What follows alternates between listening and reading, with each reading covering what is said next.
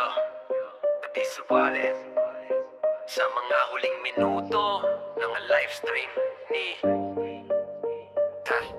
Sa mga huling minuto ng live stream ni Kapitan Bukol, makikita ang pag-turnover ng isang lalaking nakapulot ng wallet, kasabay ng pagdating ng mismong may-ari nito. Maayos na naipakita ni kapangusapan, ngunit ilang segundo lamang matapos ang eksenang iyon, isang pulang Toyota Innova ang dumaan na dito na umalingaw-ngaw ang magkakasunod na putok ng baril. Agad na dinala sa ospital ng kapitan, ngunit idineklara siyang dead on arrival dahil sa tinamong mga tama ng bala.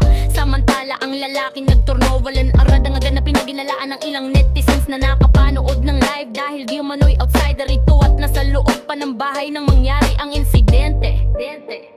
Gayon pa man, maring pinabulaanan nito ng kanyang mga kaanak na nagsabing walang kinalaman ng lalaki sa krimen at katataon lamang na naroon siya para ibalik ang napulot na wallet. Patuloy ngayon ang masusing investigasyon ng mga autoridad, inaalam pa nila ang motibo, kakakilala ng mga salarin at kung may kinalaman nga ba ang insidente ng wallet sa naganap na pamamaril. Hinimok na naman ng pulisya ang publiko na wag basta maglabas ng konklusyon at iwasan ang pagkalat ng maling impormasyon habang nagpapatuloy ang case build up.